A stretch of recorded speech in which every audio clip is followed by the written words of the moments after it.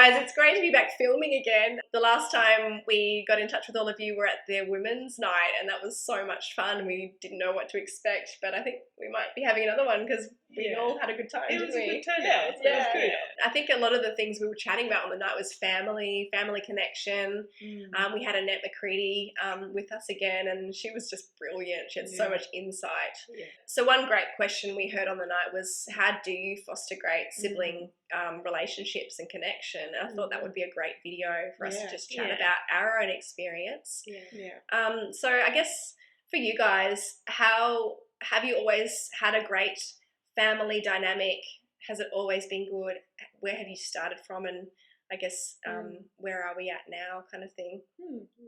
Well, I think for us, it's had ups and downs. Like when they were little, a lot of my children got along really well because they're just little and they're playing and stuff. And then they've hit different ages and there's been age gaps, or one child's become more mature than another child, or one child gets more annoying than another, and then suddenly they're working out how to emotionally cope with irritating behaviour. So it's and then you kind of work through things, and then suddenly they get better again at communicating. So it's up and down in our family. I think like for me, we've kind of gone from school to homeschool, and one difference I've learnt was we had less time with school, so there was a bit of disconnect between the siblings and with me and my husband with our kids. But when they were back home again, there was more time to sort of stop and go, whoa, there are some things we got to iron out here, and it was a bit bumpy to kind of stop and look at all of that. And now I feel like we're starting to hit our stride in our relationships, which is really encouraging. So time has been a massive influence to where we're at now. I think there's that stigma with homeschooling that you're kind of isolated. And it's true for some circumstances. There was a period of our homeschool life where we didn't have any family around and many other homeschool friends. So, my kids relied heavily on their siblings for all their play and social development, I guess. And some people would see that as a negative. But I think it definitely brought them closer. Together. Closer, the family unit, we grew together and grew into our stride and found our own way. And I think that definitely helped. Even if they're not isolated, when they are all together, they're learning together, they're each other's classmates, even though it's not school. The value does get brought back into the family home again. Like they do rely on each other, even if, that afternoon they're going out to do sport or other activities. They've got to rely on their, during breaks and learning together and having morning time together, that they are each other's world. And so to have that not working every day is pretty tiresome. And it can get quite depressing for them too. If you don't have it working well. We've definitely had a real wrestle with it, especially with my kids turning into teens now and stuff like that. There's been times where they really have not got along at all. But then I will see them go to a friend's house and suddenly be like really fine, treat their friends really beautifully. And so I think one thing for me is keeps me working through things with my children is that if I know you're capable to treat other human beings well, like your friends, then I know you have that patience in you to treat your sibling that way too. So even though there is a level of grace in your family, like we all live together, it's a lot harder than just visiting a friend. So, we are going to slip up more and show our nature more. There still is a standard as a family where we go, no, that's not okay. I know you made a mistake, and that's okay to make mistakes because you don't want to be always like, why aren't you perfect? You know what I mean? But that's not okay. And you need to go and apologise because we don't talk to each other like that. That's right. And I think that's where having a bit of a vision for your homeschool really helps because if sibling relationships, your family relationships is a real value for you, then this is something that you're going to be putting a lot of thought into, isn't it? And that kind of boundary is going to be set. Okay, so we can treat other people this way, but we're struggling to treat each other this way. Let's work that out and see what's going on there. I think I had the conviction a little while back. I was sort of encouraging them to read, right? And I heard someone say, look, you need to read in the house as a mum. You need to be the one walking around, modelling, reading all the time. If you want your kids to read all the time, you've got to walk around, read all the time, put your phone on a high shelf and replace it with a book, and everything will follow how you want it to be. And I don't know, I just suddenly got convicted of, I guess that would apply to relationships as well. If I don't treat my husband, if I don't treat my kids the way I would like to see them treating everyone as a culture, then I'm not going to see change. And so I slowly, if you were to suddenly contrast, the behaviour, it'd be a bit shocking in our home. But I laugh because I sometimes think of times when I've said, stop yelling at your sister. I really am. You're like, oh my stop God. Yelling. Where did they get that from? Or having a tantrum, like, I just want 5 minutes alone. I never do that. Neither. I'm talking about a friend. Anyway, so that made me go, it starts with me. I've got to be the one to really treat these kids like they are adults in the making, training them up the way I want them to end up. And that starts right now, not when you're an adult. Hopefully one day you'll all... I hate that about homeschooling. Oh, no. It all starts with my character. Like, everything starts with, like, your character. You need to improve that if you want your kids to improve it. It's just so rough. It proves the point that, like what you said, Kate, it's not school at home. It's home. It's family. It's your family culture, your family values that you're living out day to day. And it's never going to be perfect. But the benefit we have is we have the time, don't we? We might be in the middle of a lesson, but if something's going down and you're hearing screaming or you're starting to scream, you feel like there's tension, you can stop. You can stop. And you deal with the character and talk about it, that's right. and slow down, because that's the priority at the end of the day. And like as well, like you can raise this really academic kid who's so advanced in their studies, and they can have terrible relationship skills, and on a practical level, they're not going to go very far in their careers or in their life in general if they don't know how to deal with difficult people, i.e. their siblings. I'm finding right now that my children are going to like age 14, I'm thinking, oh my goodness, in 4 years, this child is 18.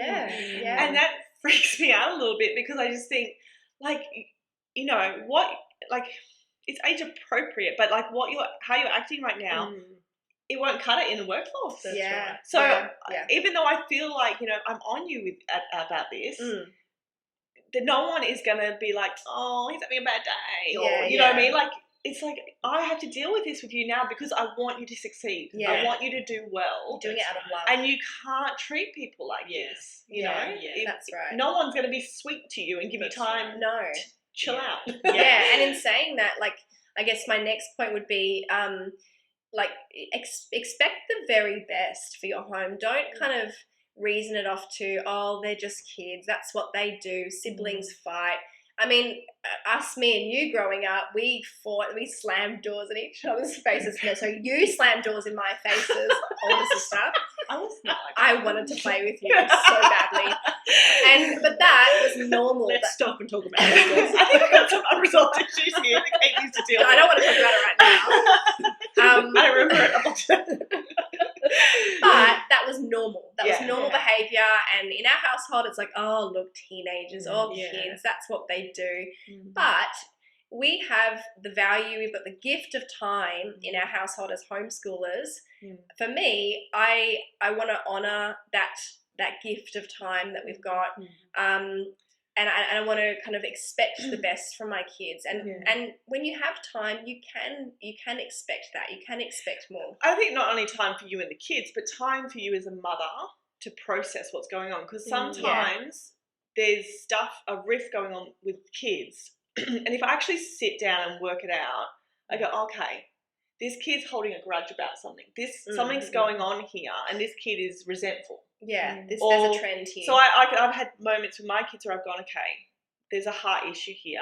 Yeah. This one's hurt by something. And maybe something maybe I've been favouring this child too much and not being, do you know what I mean? Like we have the gift of time to go, what is really going on? Because it's pretty rare. Like you can have a hot-headed child and stuff, but generally there's something underneath that is not going right in their heart. So and just having that time to sit and go, well, like sometimes like, with that child I might go for a drive with them and just go, so what's going on? Like just that one-on-one time and work it out.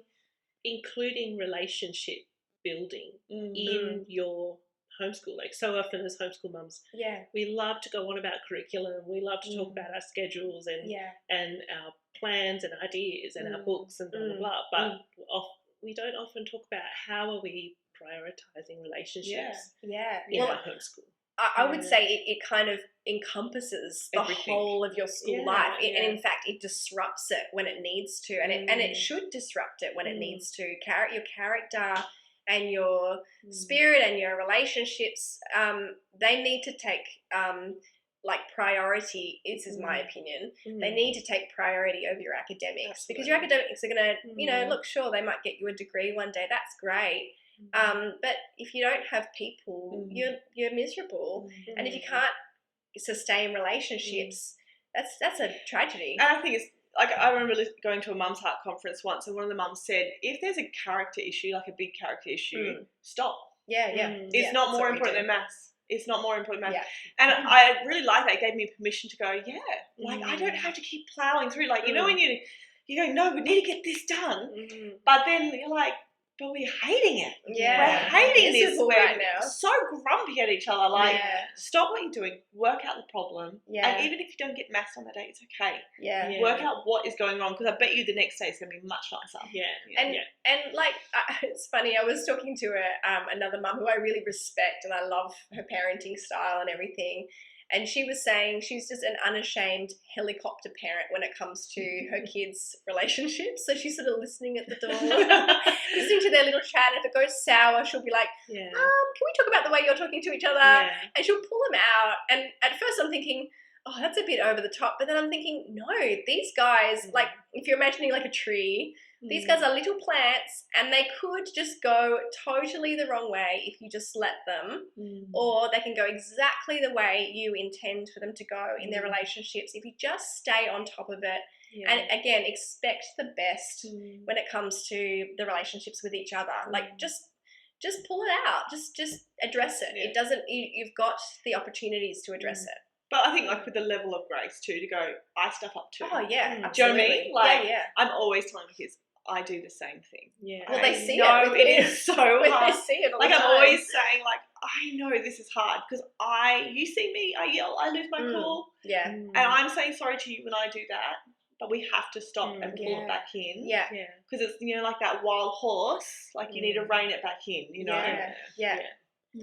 I think something though that, I mean, we don't want to paint a picture that everything's rosy or has to be rosy or has to be perfect, and we always have to love being together because we're human and we need space and time to grow our own interests and all of that. And I know Annette addressed this on the night really beautifully, but practically speaking, I know in my life, in our home, that's something, a habit that we've built that's really helpful, is just to have a bit of downtime.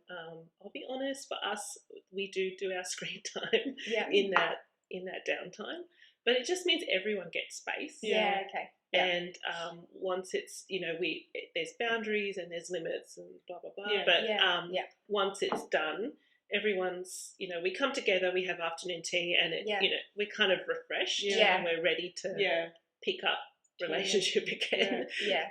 And sometimes I'll even send my kids to someone else's house. Yeah. Like, you know what I mean? Like, I'll necessary. go, you need to go visit your cousin. Yeah, they need to go and spend time with other people. Yeah. Like, it can get too much. Yeah, that's right. And so, like, and then when they come back, they're like refreshed and they're happy to play again. Yeah. But, you know, you just need, just like we need to go to the Yeah. shop sometimes Yeah. and go have some mum time. They need to that's escape the house too. That's So, right. Like, yeah. there's part of a healthy relationship is healthy boundaries, isn't it? And that's I need included space. in I it. need to, And again, like, there are seasons where they don't get along and it's really hard and you just feel like you're ploughing through and constantly pulling them up going, sit down, let's chat about this, and are we ever going to get there?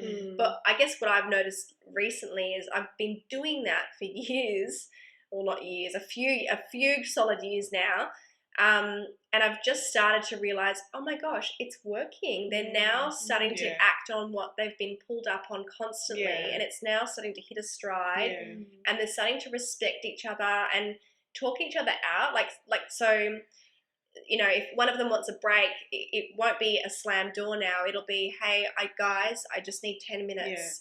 You know, I want to be on my own for a minute. And then, you know, you'll get the respectful nod. I'm like, yes, we've made it. Yeah. So, you know, I guess trust. You're in the fruit of your labour. Yeah, and trust the journey, trust your effort. It does come good if you just be consistent. And I think as well, like, if you're having a hard time with your kids and you're like, they're just bickering all the time, I think they're better off at school because they didn't bicker then. Yeah. It's one thing that I always, from my experience of homeschooling for a decent amount of time now, is that nothing ever stays the same for long. Yeah. No. Like, you're in a season, this is not forever. Yeah. Like, they might just be going through a testosterone or, you know, like, they have different, you know, periods of time that they go through. Don't make a decision because of a bad moment. Yeah. Like, that's so important. Because I think you do have those seasons where they're just constantly at each other, and you feel like that's my fault. Yeah. Or it's my decision not that we homeschooled is because this is happening. And I think it's got nothing to do with that. It's because we're all human. We all go through seasons. And sometimes it's okay to say, rather than force no, you need to get along or you need to communicate. It's okay to teach them the boundaries and say, maybe you just need a break. Let's breathe. Let's take a break from school, or let's have more of a focus on outdoor play, or more focus on relationship or creativity, or we have the freedom to do that. And acknowledge the hard moments. Like, we went through a hard moment last year when my son got sick, and like, my girls would come in and have a hug with me on the bed. I'll go, this is really hard, isn't it? This is just really hard. It's the bits. I can't fix it. But it's hard. And we got through it, and he got better. But just to go, you can have a hug. And we can acknowledge this is awful. This is plain awful. And it's okay. Because life's full of great moments and bad moments, and they're all just, it's always going to happen. That's right. But it just is what it is. One thing, practically when they were little, I used to, like, I know for bigger families, sometimes you hear that older kids can help younger kids, and you know, sometimes that can be a healthy dynamic. I've only got 3 children, but I've found something that I found helpful if you're struggling with schooling all the kids at the same time and you have a toddler or a baby or whatever, is sometimes it encouraging the older kids to just help and play with the younger kids. You know, I used to say to my son, you know, okay, I'm doing maths with your sister.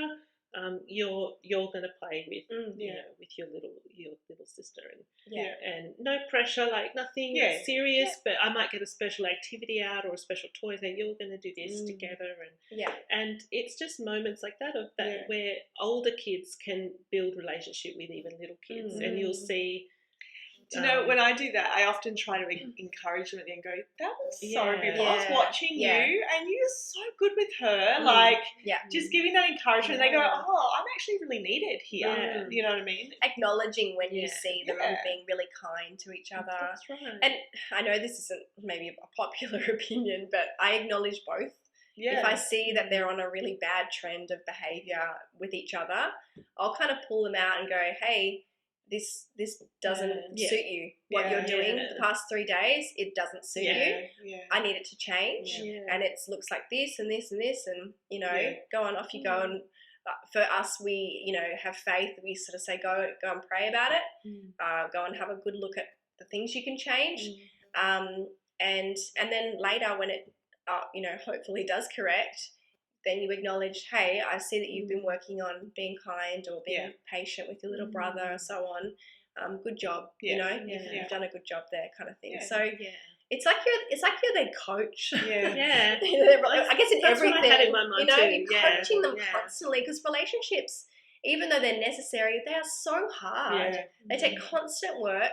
You can't let up. And you're going to have to be doing this until they're out of the house, forever. and forevermore with their own kids. Maybe one day, you'll be coaching them. So I guess, face the challenge and with a happy heart, and I guess accept that you're going to have this challenge with your own relationships and with your own kids. But it's a gift. It's so nice to see the fruit of it. Like, I feel like, we still have our hard moments, but I'm starting to see them grow. And I'm like, I can see all that hard work I put in. And you do get there and you do have fruit. So it is a gift. That's right. And I guess for me, I kind of will look at families that I really respect. I'll see how, they might have a beautiful family life, and I might go, what is it about them that works? And usually it's the mum or the dad modelling excellent behaviour, and I'm like, I don't. Do you know what I think it is? Do you know what it is? It's not even behaviour. It's the parents genuinely really like their heart. They genuinely really like their kids. They see value. It's like that. You're saying I don't like my kids? No, you love your kids. You're like, actually, I look up to you in that way. You love playing with your kids and taking them out, and you enjoy it, and you talk to them that, like, you love what they're saying. Sure. But like, I if you see a good family, you see that the parents genuinely like their kids. And so it's a heart issue with yourself, don't you think? Like, I would go on from that to say it's almost like they've come to the realization of the gift that they've got and not taking it for granted, because it is such a gift. And like Annette was saying on the night, it's such a small window of time we've got for them at home. Why not just make it this small, beautiful window of time that can just be as peaceful and loving as possible and have this beautiful memory? And it starts. One phrase that's been sticking in my head lately, I think it's, what's her name? Something Mama. Oh, my brain. Anyway, she's on Instagram, but her phrase is, hard doesn't equal bad. And I like that. It always sticks in my head, because like sometimes parenting is so hard. It is so hard, but it doesn't mean it's bad. So I try to correct my attitude and go, no, this isn't, just because this is hard right now doesn't mean this is bad work. This is good work. You know, and there's fruit from this. And one day I'm going to become old and look back and go, that was good. That was good time. And if I'd given up, then there wouldn't be that fruit, So, that's right. And you are raising, however many kids you've got, you're raising future adults who are going to go and bless other people's lives. Absolutely. Like, not just a gift, but what a privilege and what a responsibility that's on our shoulders to, to take quite seriously and to be on top of it, What's that phrase that you used to hear all the time when you've got a newborn? Is that this too shall pass? Yes. So, the days are long, but the years are short. That's right. Like, so if you're in a season where your kids are bickering a lot or whatever, or they're going through a thing, it'll pass. I think the older your kids get, the more you get a reality of that. I'm seeing that more and more now. And again, the more time you give to relationships and the more value you place on it, the more fruit you'll see coming out of it. That's my experience. And I have noticed that it is so worth it. Like, it's just so worth it.